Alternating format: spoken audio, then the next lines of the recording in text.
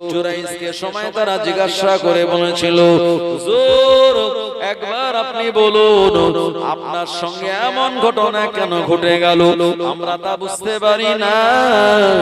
জুরাইজের সময় বলেছিল, হে কওমে বনী ইসরাইল, শুনে রাখো, আমি আমার মায়ের সঙ্গে এক ভিটেতে বসবাস করতাম।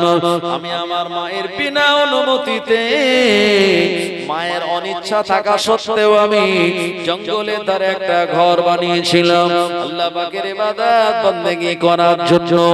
আমার আম্মা আমার কাছে একদিন নয়, দুদিন নয়, তিন দিন এসে ডেকেছিল, জুরাইজ আমার বেটা জুরাইজ, আমি তোমার মা এসেছে, একবার আমার সঙ্গে মোলাকাত করো। কিন্তু আমি নামাজে দাঁড়িয়ে থাকার জন্য আমার মায়ের ডাকে সাড়া না দিয়ে আমি আমার মায়ের সঙ্গেও দেখা করে নাই। আমার আম্মা তৃতীয় দিনের মাথায় আমার জন্য বরদোয়া করে বলেছিল, ও রব্বুল আলামিন আল্লাহ, আমার বেটা জুরাইজের সঙ্গে কোন পতিতাবৃত্তি করা কোন বেশ্যা মহিলার মুখ না দেখা পর্যন্ত যেন আমার বেটার মরণ না হয়। আমার এই মায়ের এমন বরদোয়ার কারণে আমার সঙ্গে এমন জিল্লতির ঘটনা ঘটে গেল। জুরাইজ নিজের মায়ের ভিটে ছেড়ে দিয়ে ওই জঙ্গলের পাশে একটা ছিটে বেড়ার ঘর বানিয়ে ওখানে অবস্থান করছে। ভাই, সন্তান যদি একটা হয় আর মায়ের সঙ্গে যদি থাকে, আর সেই সন্তান যদি মাকে ছেড়ে দিয়ে একটা জঙ্গলের ধারে ইবাদত করতে যায়, মায়ের মনটা খুশি হবে বলে মনে হয়? মায়ের ইচ্ছা ছিল সন্তান জুরাইজ আমার সঙ্গেই থাকতো, আমাদের এক ভিটে থাকতো, সন্তান এক ঘরে, আমি মা আর এক ঘরে। আমি সন্তান হিসাবে, আমি মা হিসাবে সন্তানকে খাওয়া দাওয়ার ব্যবস্থা, রান্না বান্না করে দিতাম, সন্তানের মুখটা দেখতাম, আমার কলিজাটা ঠান্ডা হতো। অথচ জুরাইজ মায়ের এই মনের ব্যাপারটা না বুঝে সে চলে গেল আল্লাহর সন্তুষ্টির জন্য জঙ্গলের ধারে একটা ঘরে, সেখানে ঘর বানিয়ে ইবাদত করতে লাগলো। মা বেচারা একা হয়ে গেল। মা তো মা, মায়ের মতো ভালোবাসার কেউ দিতে পারবে দুনিয়ায়? যাদের মা চলে গেছে তারা জানে যে আমরা কি নিয়ামত হারিয়েছি। জি, যত রাত হোক, আপনি যতক্ষণ বাড়ি না ফিরবেন মা ঘুমায় না, মা খবর নেয় বেটা এখন কোথায়। আমার ভাইজানেরা, মায়ের এই ভালোবাসা মহাব্বত, এটা জীবনে কোনোদিন তার ঋণ শোধ করা যাবে না। কথা ঠিক কিনা বাবু? আমি হুজুর দোয়া করব, এই ইমাম সাহেব দোয়া করবে, ফুরফুরা শরীফের হুজুর আসবে আপনাদের জন্য দোয়া করবে, এই দোয়া কবুল হতেও পারে নাও পারে, এ প্রশ্ন আছে, হতেও পারে নাও পারে। আর আপনার মা আপনার জন্য দোয়া করবে, ভাই একদম কারেন্টের থেকে সুইচ মারলে লাইট জ্বলতে যত দেরি হয় তার থেকে আরো তাড়াতাড়ি মায়ের দোয়াটা আল্লাহর আসমানে পৌঁছে যাবে। সুবহানাল্লাহ বলেন। আপনি বলেন, হুজুর আমার মা আমারে দেখেন না, ছোট ছেলেটারে ভালোবাসে, আমার ছোট ভাইটার প্রতি বেশি মহাব্বত দেয়, আমার মা এক চোখের মতন, আমার মা সব ছেলেদের সমান চোখে দেখে না। হ্যাঁ, এই যে মায়ের ব্যাপারে আমাদের অনেক হয়তো অভিযোগ থাকতেই পারে। আমার ভাইজানেরা, মা যেমন হোক, আপনি আপনার ডিউটিটা আদায় করুন, আপনি নিয়ামত পেয়ে যাবেন। সুবহানাল্লাহ বলেন। আমার ভাইজানেরা, জুরাইজের আম্মা দেরি না করে সন্তান জুরাইজের সঙ্গে দেখা করার জন্য নিজের ঘর ছেড়ে জঙ্গলের পাশেই কোণে ঘরে চলে গেল। এই জায়গায় যাওয়ার পর দেখতে পেল বেটা জুরাইজ আল্লাহ পাকের ইবাদত বান্দেগীর ভিতরে লিপ্ত। আম্মা জানে সময় ডাক দিল, এ আমার বেটা জুরাইজ, এ আমার বেটা জুরাইজ, আমি এসেছি তোমার সঙ্গে দেখা করার জন্য। জুরাইজ তখন আল্লাহর নামাজের ভিতরে দাঁড়িয়ে ছিল। জুরাইজ মনে করলো একদিকে মায়ের ডাক আর একদিকে আল্লাহর নামাজ, না না না, নামাজ ছাড়া যাবে না, মায়ের ডাকে সাড়া দেওয়া যাবে না।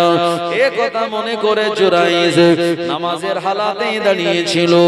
মা বেটা বেটা করে ডেকে চলে গেল, সন্তানের আওয়াজ মা পেল না। আম্মা জানের মনটা খুশি হয়ে যাওয়ার পরিবর্তে মায়ের মনটা দুঃখিত হয়ে গেল। জুরাইজের আম্মা আবার দ্বিতীয় দিন সন্তানের সঙ্গে দেখা করার জন্য চলে আসলো। এ আমার বেটা জুরাইস এত টাকা ডাক দিল, কিন্তু না না না, জুরাইস তখনও আল্লাহ পাকের ইবাদতের ভিতরে লিপ্ত।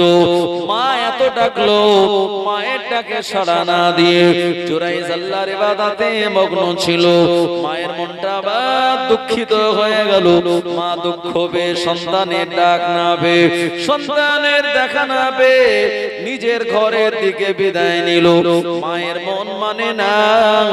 আবার দ্বিতীয় দিন চলে গেল বেটার সঙ্গে দেখা করার জন্য। সময় আম্মা গিয়ে বলল, বেটা জুরাইস, এ আমার বেটা জুরাইস।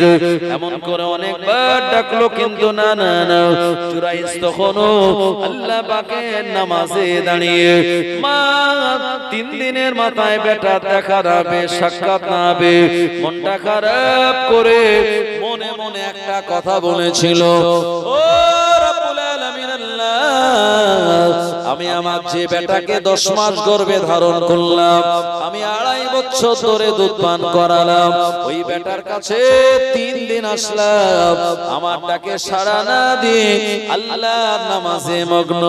আল্লাহ পাক আমার বেটার সঙ্গে কোন পতিতাবৃত্তি করা মহিলার মুখ না দেখা পর্যন্ত আমার বেটা জুরাইসের যেন মরণ না হয়। মায়ের দোয়া যেমন কাজে লাগে, বড় দোয়া তো লাগবে। এরপরে মা আর আসেনি বেটার কাছে, কিন্তু জবান দিয়ে কথাটা বেরিয়ে গেছে। আমার ভাইজানেরা, এ সময় জুরাইজ আল্লাহর ইবাদত বান্দেগি করে। ওই এলাকার একজন মহিলা এই জুরাইজের ঘরের পাশ দিয়ে যাতায়াত করে। অনেকদিন বারবার জুরাইজকে আকর্ষণ করার চেষ্টা করেছে তার দিকে, কিন্তু জুরাইজকে তার নিজের দিকে আকর্ষণ করাতে পারেনি। পরিশেষে প্রায় 1 থেকে 1.5 বছর পর ওই মহিলা একটা পুত্র সন্তান প্রসব করেছে। এলাকার লোক তাকে ধরেছে, মহিলা এখনো তোমার বিয়ে হয়নি, তুমি ছিলে একজন ভার্জিন কুমারী যুবতী, তোমার হঠাৎ করে এমন ছেলে হলো কিভাবে? আর এই ছেলে হওয়ার পিছনে নিশ্চয়ই কোনো পুরুষের হাত আছে, মানে সেই পুরুষ তোমার সঙ্গে ফিজিক্যাল রিলেশন করেছে, মানে জেনা করেছে। সুতরাং তুমি নাম বলো, সেই পুরুষটাকে আমরা তাকে সামাজিকভাবে যথাযথ শাস্তি দেব। ওই মহিলা তখন বলছে যে আমার সন্তানের পিতা এবং যে আমার সঙ্গে জেনা করেছে সে হলো জুরাইজ। জোরে বলেন নাউজুবিল্লাহ। কার নাম বলেছে? যে মায়ের ঘর ছেড়ে দিয়ে জঙ্গলের পাশে ছিটে বেড়ার ঘর বানিয়ে ইবাদত করছে, তার নাম বলেছে। ভাই, আগে এলাকার লোক বিরাট ভালোবাসে, বিরাট মহব্বত করে যে এই মানুষটা আল্লাহর নেক বান্দা। আমরা সারাদিন দুনিয়ার কর্মব্যস্ততার ভিতরে থাকি, আর এই মানুষটা আল্লাহর ইবাদত বান্দেগীর ভিতরেই থাকে, সবাই তাকে হুজুর বলে জানে। এখন যখন এই মহিলাটা ওই হুজুরের নাম বলেছে, ভাই হুজুরকে আর হুজুরকেও বলবে, লোকজন জনগণ এক জায়গায় হয়ে জুরাইজের ঘরের উপরে অ্যাটাক করে তাকে কলার ধরে বাইরে বার করে এনে উত্তম মাধ্যম দিচ্ছে, মানে মাধ্যম দিচ্ছে। ভাই, জনগণ যদি মারা শুরু করে, যতই বলা হোক যে ভাই মেরো না, থামো থামো, ও শুনবে না, আগে মেরে নেবে তারপরে কথা। কথা ঠিক কিনা? আগে মেরে নেবে তারপরে কথা। তো জুরাইজকে জনগণ খুব উত্তম মাধ্যম দিল, তার যে ঘর ছিল এটা তারা সব ভেঙে দিল। জুরাইজকে মারতে মারতে তারা একটা সময় যখন হাঁপিয়ে গেল, জুরাইজ বলেছিল, এ আল্লাহর বান্দারা, তোমরা আমায় কেন মারো? একবার অন্তত আমায় মারধর করার কারণ বলো। জনগণ আরো রেগে গিয়ে বলল, তুমি অন্যায় অপরাধকারী, তুমি জেনাকারী, এখন তুমি এ কথা বলো কেন তোমায় মারছি? তুমি কি জানো না অমুক মহিলার সঙ্গে তুমি জেনা করেছো? জুরাইজ বলল, থামো, দাঁড়িয়ে যাও। না না না, আমি জুরাইজ খোদার কসম দিয়ে বলি, না না না, ওই মহিলার সঙ্গে আমি কোন রকম ফিজিক্যাল রিলেশন করি নাই। বলল প্রমাণ? বলল প্রমাণ? আমার কাছে কোনো প্রমাণ নাই। আল্লাহি, আল্লাহর কসম, আমার আল্লাহই আমার প্রমাণ, আমি তার সঙ্গে জিনা করিনি। ভাই চোর যদি চুরি করে বলে যে আল্লাহর কসম আমি চুরি করিনি, লোক মানবে? বলবে মিথ্যা বলছো। জনগণ বলল না, এ তুমি মিথ্যা বলছো। জুরাইজ তখন বলল শোনো, তাহলে আমার কথাও মেনো না, আর যে মহিলাটা আমার বিরুদ্ধে বলেছে তার কথাও মেনো না। তো কার কথা মানবো?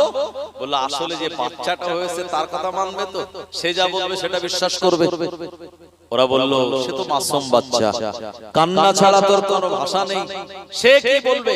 বলবে হ্যাঁ সেই ছেলেটাই কথা বলবে। যেমন ইউসুফ আলাইহিস সালামকে জুলেখা যখন দোষ দিয়ে দিল যে আমার ঘরে রাত 12:30টায় এই জুলেখা, আমি একা ছিলাম, আমার ঘরে ইউসুফ ঢুকেছে। ইউসুফ আলাইহিস সালাম আল্লাহর কাছে হাত তুলে বলেছিলেন, আল্লাহ এই ঘরে আমি একা, আর এদিকে জুলাইখা, সে আমাকে তার নিজের কাছে পেতে চায়। আল্লাহ আমি তো আপনার সঙ্গে প্রেম করেছি, আপনার সঙ্গে মহব্বত করেছি, আল্লাহ একটা রাস্তা আপনি বার করে দিন। আল্লাহর কাছে গোপনে গোপনে দোয়া চেয়েছে। আমার আল্লাহ জিবরাইল আমিনকে পাঠিয়ে দিয়েছেন, এই জিবরাইল চলে যাও, আমার নবী ইউসুফকে কানে কানে তুমি বলে দাও আমার ইউসুফ যেন ওই তালা বন্ধ করা দরওয়াজার দিকে এগিয়ে যায়। ইউসুফ আলাইহিস সালাম মনে মনে চিন্তা করে, একদিকে দরওয়াজায় তালা দেওয়া, এই দরওয়াজার দিকে গেলে কেমন করে দরওয়াজা খুলবে? তবে আমার আল্লাহর ফেরেশতা যখন বলে দিয়েছে দেরি করা যাবে না, ইউসুফ আলাইহিস সালাম জিবরাইল আলাইহিস সালামের কথা শুনে ওই দরওয়াজার দিকে দৌড়াতে লাগলেন। যখনই দরওয়াজার দিকে যান, জুলেখা বলেছিল ইউসুফ দরওয়াজার দিকে গিয়ে লাভ নাই, কারণ সব দরওয়াজাগুলিতে তালা দেওয়া। জুলেখা যে ঘরে থাকতো 7টা দরওয়াজা ভেদ করে ওই ভিতরে ঘর, এই 7টা দরওয়াজা ছিল পরপর, 7টা দরওয়াজাতেই কালিমামা তালা মেরে চাবি তো জুলেখার কাছে রেখে গেছে। ইউসুফ আলাইহিস সালাম যখনই দরওয়াজার সামনে দাঁড়ালো, আল্লাহ পাকের অপার কুদরতি ক্ষমতায় ওই তালা বন্ধ করা দরওয়াজাটা আমার আল্লাহ তিনি খুলে দিয়েছিলেন। ইউসুফ নবী দৌড়ায় সামনে দ্বিতীয় দরওয়াজা, ওই দরওয়াজার সামনে দাঁড়ালেন, দ্বিতীয় দরওয়াজার তালাটা খুলে গেল। জুলেখা মনে মনে বিরাট চিন্তা টেনশন করতে লাগলো, কি ব্যাপার, তালা কি বন্ধ করা ছিল না? জুলেখা দেরি না করে ইউসুফ নবীকে ধরার জন্য দৌড়াতে লাগলো। আল্লাহ পাকের প্রিয় নবী ইউসুফ সিদ্দিকুল্লাহ এক এক করে দরওয়াজাগুলির দিকে দৌড়ায়। এমন করে ছটা দরওয়াজার সামনে গিয়ে যখন দাঁড়িয়ে গেল, 6টা দরওয়াজার তালা খুলে গেল। ইউসুফ আলাইহিস সালাম 7ম দরওয়াজার কাছে গিয়ে যখন দাঁড়িয়েছে, ওই দরওয়াজার উল্টো দিক দিয়ে জুলেখার স্বামী কিন্তু হ্যাজবল টেনে দিয়েছিল, যার কারণে দরওয়াজাটা আর খোলে নাই। দরওয়াজাটা ইউসুফ নবী ঢাকায়, পিছন দিক দিয়ে জুলেখা গিয়ে ইউসুফ নবীর গায়ের পাঞ্জাবিটা ধরল শক্ত করে, টান দিল, আর পিঠের দিকের পাঞ্জাবিটা ছিঁড়ে জুলেখার হাতের ভিতরে চলে এসেছিল। দরওয়াজা খুলে দিয়েছে, ঝাঁকাচ্ছে যখন, আর যেই খুলেছে দেখছে ইউসুফ নবী আর পিছনে আছে জুলেখা। আর মেয়েরা তো এমনি একটু তারা ভনিতা বেশি করতে পারে, কথা ঠিক কিনা? কথায় বলে না, বাংলা একটা কথা আছে যে মানে মায়েদের অনেক কিছু সিস্টেম আছে, তারা যদি একবার এগুলি দেখানো শুরু করে তো সামলানো মুশকিল, কথা ঠিক কিনা বাবু?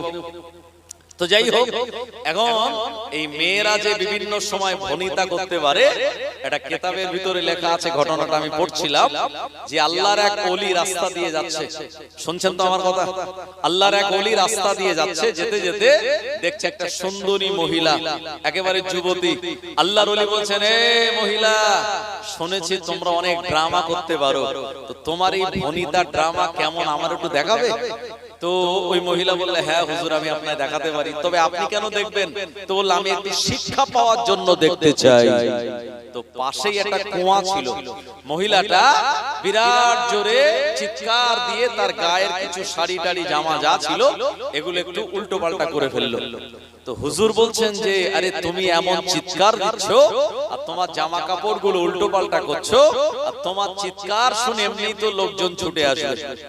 একটা বয়স্ক লোক যদি পাশে উঠে দাঁড়িয়ে থাকে সিট ছাড়ে না ইয়াং ছেলেরা, কিন্তু একটা মহিলা যদি পাশে ওঠে অনেক যুবকেরা তারা মহিলাটার জন্য সিট ছেড়ে দেয়। তো মহিলা চিৎকার করছে মানে লোকজন সব এগিয়ে গেছে, যাওয়ার পরে লোকজন যখন যাচ্ছে আল্লাহর ওলি বলছে তুমি এমন একটা ভনিতা দেখাচ্ছ তাতে প্রমাণ হচ্ছে যে আমি যেন তোমাকে হেনস্থা করার জন্য এমন করেছি, লোক যারা দৌড়ে আসছে এরা তো সবাই আমাকে আগে মারবে। তো ওই মহিলা বলছে হুজুর আমি তো আপনাকে একটু দেখাচ্ছি ভনিতা। লোকজন যখন লাঠিসোঁটা নিয়ে মার মার আওয়াজ করে আসছে তখন ওই মহিলা ওই পাশে কুয়া থাকা ওই কুয়ার ভিতর থেকে পানি নিয়ে ওই পানি সারা মাথায় ঢেলে দিয়েছে। দেওয়ার পরে পুরো তার জামা কাপড় ভিজে গেল। লোকজন এসে বলছে কি হলো, তাড়াতাড়ি বলো কি হয়েছে তোমার, এই লোকটা কি তোমার কোনো শ্লীলতাহানি করছে? ওই মহিলা বলছে না না না, শ্লীলতাহানি কেন করতে যাবে, আসলে আমি কুয়ায় পড়ে গিয়েছিলাম, এ মুরব্বি সাহেব আমাকে টেনে তুলেছে। যারাই লাঠি দিয়ে মারতে আসছিল তারাই মুরব্বিকে বলছে যাক মাশাআল্লাহ আলহামদুলিল্লাহ খুব ভালো মানুষ গো, যাক আল্লাহ আপনার হায়াত দারাজ করুক। লোকজন চলে গেল। হুজুর বলছে এ যুবতী সত্যি তোমার ভনিতা মারাত্মক। বললাম আমার কাছে আরো আছে। এরপরে হুজুর চলে গেলেন। আমার ভাইজানেরা, তো জুলাইখা ওই ভনিতা করলো, বলল রাত 12:30টায় আমি যখন একা, জুলাইখা আমার ঘরে ঢুকেছিল। সঙ্গে সঙ্গে জুলাইখার স্বামী বলে ইউসুফ তোমাকে বেটার মতো করে মানুষ করেছি আর আমি এটা কি শুনছি। ইউসুফ আলাইহিস সালাম বললেন আপনি যা শুনেছেন তা মিথ্যা শুনছেন, একদম এটা সত্য নয়। জুলাইখা কিন্তু সব মিথ্যা বলছে। জুলাইখার স্বামী বলল আচ্ছা তোমার কি কোনো প্রমাণ আছে? বললে হ্যাঁ, এই তো কালিমামা, মানে জুলাইখার একটা দাসী ছিল তার নাম কালিমামা। বললে এই কালিমামা হলো আমার সাক্ষী। আর সে বললে হ্যাঁ হ্যাঁ ইউসুফ রাতের বেলা ঢুকেছিল এই ব্যাপার, মিথ্যা সাক্ষ্য দিয়ে দিল। জোরে বলেন নাউজুবিল্লাহ। ইউসুফ আলাইহিস সালামকে জুলাইখার স্বামী বলল তোমার কোনো সাক্ষী? ইউসুফ আলাইহিস সালাম বললেন না না না, আমার কোন সাক্ষী দুনিয়াতে নাই, আমার সাক্ষী হলেন স্বয়ং আমার আল্লাহ। জোরে বলেন সুবহানাল্লাহ। ভাই ভরসা যদি আল্লাহর উপরে করা হয় আল্লাহ পাকের তরফ থেকে গায়েবী সাহায্য আসবে না আসবে না? আমার ভাইজানেরা, এ সময় জুলাইখার স্বামী বলল না না না, তোমার এটা আমি মানি না, এখন তোমাকে দুনিয়ার জমিনে কোন সাক্ষী দেখাতে হবে। ইউসুফ আলাইহিস সালাম আল্লাহ পাকের কাছে হাত তুলে মোনাজাত করলেন, ও রব্বুল আলামিন আল্লাহ, দুনিয়ার জমিনে আপনি আমার জন্য কোন সাক্ষীর ব্যবস্থা করে দিন। জিবরাইল আলাইহিস সালাতু সালাম চলে আসলেন আর ইউসুফ নবীর কানে কানে বললেন ইউসুফ আপনি বলে দিন আপনার সাক্ষী হলো জুলাইখার একটা খালাতো বোন আছে, ওই খালাতো বোনের একটা বাচ্চা আছে, যে বাচ্চাটার নাম হলো কিসেন, বয়সটা হলো মাত্র তার 3 মাস, এই বাচ্চাটা হলো আপনার সাক্ষী। ইউসুফ আলাইহিস সালাম বলেন আমার সাক্ষী, আমার সাক্ষী হলো ওই 3 মাসের একটা মাসুম বাচ্চা কিসেন যার নাম, সে হলো আমার সাক্ষী। আমার ভাইজানেরা, এ সময় ওই জুলাইখার স্বামী বলল রে বলো কি 3 মাসের বাচ্চা, সে কি কথা বলবে? বললে হ্যাঁ বাচ্চাটাকে আনা হোক, সে কিন্তু কথা বলবে যে এই বাচ্চাটা তারাই প্রমাণ হবে দোষী আমি না জুলাইখা। আমার ভাইজানেরা, এই মাসুম বাচ্চাটাকে আনা হলো। এ সময় জুলাইখা মনে মনে বলতেছিল না না না, এই বাচ্চাটা জবানে তো কান্না ছাড়া কোনো কথা বলতে পারে না, কেমন করে ইউসুফের হয়ে সে সাক্ষ্য দেবে? এই মাসুম বাচ্চাটাকে কোলে করে আনা হলো। ও নবীর উম্মত উম্মাতানিরা, আল্লাহ নবী ইউসুফ সিদ্দিকুল্লাহ এই মাসুম বাচ্চাটার মাথায় হাত বুলিয়ে বললেন, এ মাসুম বাচ্চা আল্লাহর বান্দা, আমার আল্লাহ পাক তোমার যা কালাম শিক্ষা দিয়েছে, তুমি তোমার জবানে কথাগুলি বলো। এই মাসুম বাচ্চাটা এর সময় জবান খুলে গেল। ওই মাসুম বাচ্চাটা বলেছিল, এমন করে ইউসুফ নবীর গায়ের পাঞ্জাবিটা যদি সামনের দিকে ছেঁড়া হয় তাহলে ইউসুফ নবী দোষী, আর যদি ইউসুফ নবীর গায়ের পাঞ্জাবিটা পিছনের দিকে ছেঁড়া হয় তাহলে জুলাইখা দোষী। জোরে বলুন, আরো জোরে বলেন সুবহানাল্লাহ। আসলে পাঞ্জাবি কোন দিক ছেঁড়া ছিল? পিছনের দিকে। জুলাইখা দোষী প্রমাণিত হলো। তারপরে ইউসুফ আলাইহিস সালাতু সালামের উপরে প্রতিশোধ নেওয়ার জন্য আপনারা জানেন ইউসুফ নবীকে কারাগারে জুলাইখা জোর করে ঢুকিয়ে রেখেছিল, জোর করে কারাগারে রেখেছিল। আপনারা জানেন বাংলাদেশে আলেম ওলামাদের জোর করে জেলখানায় রাখা হয়েছিল না হয়নি? আয়না ঘরে রাখা হয়েছিল না হয়নি? যেখানে আলো বাতাস ঢোকে না, এমন একটা জায়গায় আলেম ওলামাদেরকে রাখা হয়েছিল। আলেম ওলামার একটাই কথা বলেছিলেন যে আল্লাহর আইন অনুযায়ী দেশ চলবে। এতটুকু বলাকে বিরাট অপরাধ মনে করে যে অত্যাচার, অবিচার, জুলুম, নির্যাতন করেছে, সেই অন্ধকার কেটে গিয়ে এখন শুভ সকাল বাংলাদেশে হয়েছে না হয়নি? জোরে বলেন, হয়েছে। আমার ভাইজানেরা, ইউসুফ আলাইহিস সালামকে জোর করে জেলের ভিতরে ঢুকিয়ে দিল। আমি বলবো, আর যে কথাটা ছেড়ে এসেছে ওটা একটু আপনাদের শুনিয়ে দেই। মনে আছে তো কোন কথা বলছিলাম? সেই জুরাইজ বলল আমার কথাও নিতে হবে না, আর ওই মহিলাটার কথাও নিতে হবে না। মহিলাটা যে বাচ্চাটা প্রসব করেছে ওই বাচ্চাটা যা বলবে তার কথাটা তোমরা মানবে তো? যারা জুরাইজকে মারধর করলো, জুরাইজের ঘর ভেঙে দিল, তারাই বললে হ্যাঁ মানবো। আমি বলবো তার আগে একটু মহব্বতে দরুদ শরীফ আল্লাহুম্মা সাল্লি আলা সাইয়্যিদিনা وعلى آل سيدنا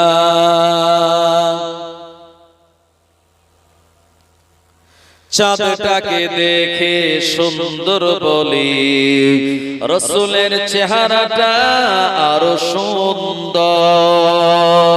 কি সুন্দর চেহারা দেখে যারা, রসুলের প্রেমে মশগুল তারা। কি সুন্দর চেহারা দেখে যারা, রসুলের প্রেমে মশগুল তারা। তোমার চেহারা দেখে হুরমালারা, তোমার চেহারা দেখে জিন ইনসানেরা। তোমার চেহারা দেখে হুরমালারা, তোমার চেহারা দেখে জিন জিন্নাতেরা। তোমারই নূরের আলো চমকে গেছে, তোমারই নূরের আলো চমকে গেছে, তাই তো সারা পৃথিবী তোমায় ডাকে। ওগো নবী আমার, ওগো নবী আমার, ওগো নবী আমার, ওগো নবী আমার। আল্লাহুম্মা সাল্লি আলা সাইয়্যিদিনা ওয়া আলা আলি সাইয়্যিদিনা। আমার ভাইজানেরা, এ সময় জুরাইজ বলল এই বাচ্চাটাকে নিয়ে আসো। যে মহিলাটা বলেছে এই বাচ্চাটার পিতা আমি, মহিলার সঙ্গে আমি জেনা করেছি, আমার কথাও নিতে হবে না, মহিলার কথাও নিতে হবে না, বাচ্চাটাকে নিয়ে আসো। বাচ্চাটাকে আনা হলো। আমার ভাইজানেরা, সঙ্গে সঙ্গে এই বাচ্চাটার মাথায় জুরাইজ হাত বোলালো।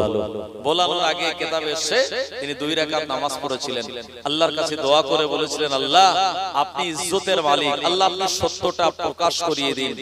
এই বাচ্চাটার মাথায় জুরাইজ হাত বুলিয়ে বলল, এ আল্লাহর বান্দা মাসুম বাচ্চা, একবার তুমি বলে দাও তোমার অরিজিনাল পিতাকে। এ সময় মাসুম বাচ্চাটার জবান খুলে গেল। মাসুম বাচ্চাটা বলেছিল, আমার মায়ের সঙ্গে অপকর্ম যে করেছে আমার পিতা যে, এ হলো এ জামানার একজন রাখাল, নাম হলো তার আব্দুল্লাহ। একবার একবার জোরে বলেন সুবহানাল্লাহ। জুরাইজ নির্দোষ প্রমাণিত হয়ে গেল। এ সময় যারা জুরাইজকে মারধর করেছিল, জুরাইজের ঘর যারা ভেঙে দিয়েছিল, এরা জুরাইজের কাছে হাতে পায়ে পড়ে মাপ চাইতে লাগলো। ও জুরাইজ, তুমি আমাদের ক্ষমা করে দাও, মাফ করে দাও, তোমায় মারধর করলাম না জেনে না বুঝে, তুমি আমাদের মাফ করে দাও, তোমার ঘর আমরা ভেঙে দিয়েছিলাম, যদি তুমি বলো তোমার জন্য আমরা সোনার ঘর বানিয়ে দেব। জুরাইজ বলল না না না, সোনার ঘর আমার জন্য বানাতে হবে না, একটা আগের মতো এমন মাটির ঘর বানিয়ে দিলেই হবে। জুরাইজের জন্য তারা আবার আগের মতো মাটির ঘর বানিয়ে দিল। জুরাইজের পায়ে হাতে তারা চুমা দিতে লাগলো মহব্বতের সঙ্গে, আর বারবার কওমে বনি ইসরাইল জুরাইজের কাছে মাপ চাইতে লাগলো। জুরাইজকে সময় তারা জিজ্ঞাসা করে বলেছিল, হুজুর একবার আপনি বলুন আপনার সঙ্গে এমন ঘটনা কেন ঘটে গেল, আমরা তা বুঝতে পারি না। জুরাইজের সময় বলেছিল, এ কওমে বনি ইসরাইল শুনে রাখো, আমি আমার মায়ের সঙ্গে এক ভিটেতে বসবাস করতাম, আমি আমার মায়ের বিনা অনুমতিতে, মায়ের অনিচ্ছা থাকা সত্ত্বেও আমি জঙ্গলে তার একটা ঘর বানিয়েছিলাম আল্লাহ পাকের ইবাদত বন্দেগী করার জন্য। আমার আম্মা আমার কাছে একদিন নয়, দুদিন নয়, তিন দিন এসে ডেকেছিল, জুরাইজ আমার বেটা জুরাইজ, আমি তোমার মা এসেছে, একবার আমার সঙ্গে মোলাকাত করো। কিন্তু আমি নামাজে দাঁড়িয়ে থাকার জন্য আমার মায়ের ডাকে সাড়া না দিয়ে আমি আমার মায়ের সঙ্গেও দেখা করে নাই। আমার আম্মা তৃতীয় দিনের মাথায় আমার জন্য বরদোয়া করে বলেছিল, ও রব্বুল আলামিন আল্লাহ, আমার বেটা জুরাইজের সঙ্গে কোন পতিতাবৃত্তি করা কোন বেশ্যা মহিলার মুখ না দেখা পর্যন্ত যেন আমার বেটার মরণ না হয়। আমার এই মায়ের এমন বরদোয়ার কারণে আমার সঙ্গে এমন জিল্লতির ঘটনা ঘটে গেল। জুরাইজ নিজে স্বীকার করেছিল, তোমরা যে আমায় মারলে এটা দোষ তোমাদের নয়, তোমরা যে আমার ঘর ভেঙে দিলে, আমায় বেইজ্জতি করে দিলে, তোমরা এই ঘটনা এটা তোমাদের দোষ নয়, আসলে দোষটা আমার। আমার মা যখন এসেছিল ডাকতে, তখন আমি তো নফল নামাজ পড়তেছিলাম। উচিত হলো, শরীয়তের মাসলা হলো, নামাজ যদি ফরজ হয় তাহলে আপনি ওই ফরজ নামাজটা আদায় করবেন, পিতামাতার ডাকে সাড়া দেবেন নামাজের পরে। আর নামাজ যদি নফল হয়, আব্বা মা যদি ডাক দেয়, নফল নামাজ ছেড়ে দিয়ে পিতামাতার ডাকে সাড়া দিতে হবে। আমি যদি সেদিন আম্মাকে ডাকতাম, মা ডেকেছিল, মায়ের ডাকে সাড়া দিতাম, এমন ঘটনা আমার সঙ্গে ঘটতো না, কিন্তু ঘটেছে আমার মায়ের বরদোয়া করার কারণে। ভাই রিজিক, আপনার রিজিকের মালিক যেমন আমার আল্লাহ, ইজ্জতের মালিক তো আল্লাহ। জুরাইজ সেদিন সমস্ত মানুষকে খুলে বলে দিয়েছিল। আবার ভাই জানেন, ও মাশাআল্লাহ, খুশির সংবাদ, ফুরফুরা শরীফ থেকে আওলাদে মুজাদ্দিদুজ জামান জনাব পীরজাদা হযরত মাওলানা শফিউল্লাহ সিদ্দিক আল কুরাইশি ভাইজান, যিনি আমাদের সম্পর্কে মেজো ভাইজান হন, যিনি আসতেছেন, আপনাদের গ্রামে প্রবেশ করেছেন। ভাইজানের সম্মানার্থে একটু প্রাণ খুলে তাকবীর দিন, নারে তাকবীর। ভাই এতগুলো মানুষ, আওয়াজ এত স্লো, একটু জোরে আওয়াজ দিন, নারে তাকবীর। সিলসিলায়ে হক মুজাদ্দিদু জামান, সিলসিলায়ে হক মুজাদ্দিদু জামান, মুজাদ্দিদু জামানের হক সিলসিলা জনাব পীরজাদা ভাইজান হুজুর কিবলা, জনাব পীরজাদা ভাইজান হুজুর কিবলা, নারে তাকবীর। ফুরফুরা শরীফ, মক্কা শরীফ, মদিনা শরীফ, আজমির শরীফ, বাগদাদ শরীফ, নারে তাকবীর। আমার ভাইজানেরা, আমি আপনাদের সবাইকে বলবো, ফুরফুরা শরীফ থেকে ভাইজান হুজুর চলে এসেছেন। আপনারা এখনো অনেকে আসেননি, যারা আসেননি আমি সবাইকে বলবো বসার জায়গা পর্যাপ্ত পরিমাণের আছে, আপনারা দেরি না করে সবাই মাহফিলে চলে আসুন। আমার ভাইজানেরা একটু মহব্বতে দুরূদ শরীফ আল্লাহুম্মা সাল্লি আলা সাইয়্যিদিনা ওয়া আলা আলিহি।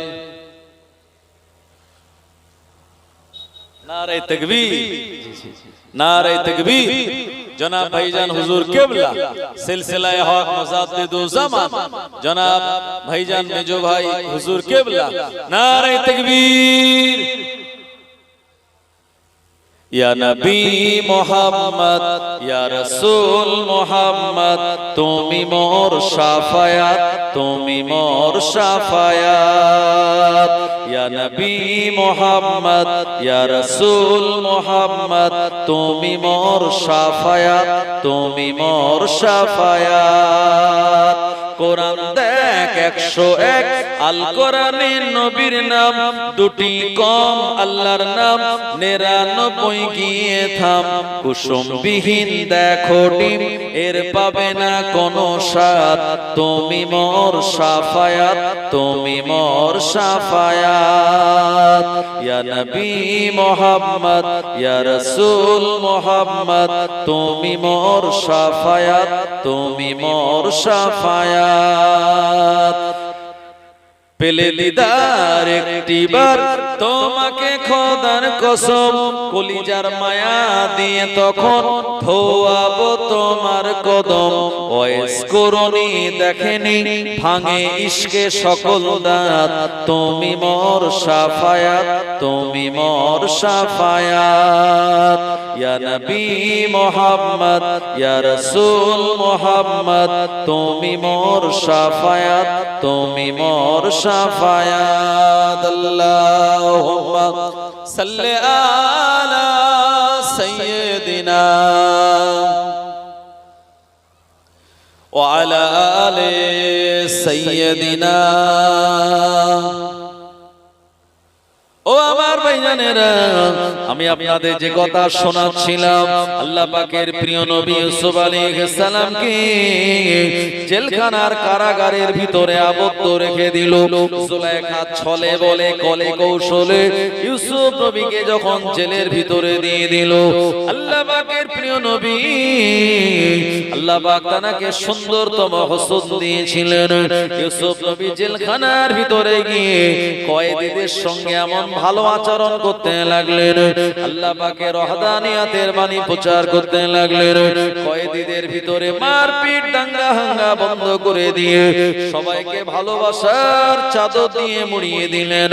ইউসুফ আলাইহিস সালামের নম্র ভদ্র স্বভাব, তার সত্যবাদিতা, তার ন্যায়নিষ্ঠতা দেখে গোটা জেলখানার কয়েদিগণেরা ইউসুফ নবী তার আশিক হয়ে গিয়েছিলেন। একবার মহব্বত করে বলুন।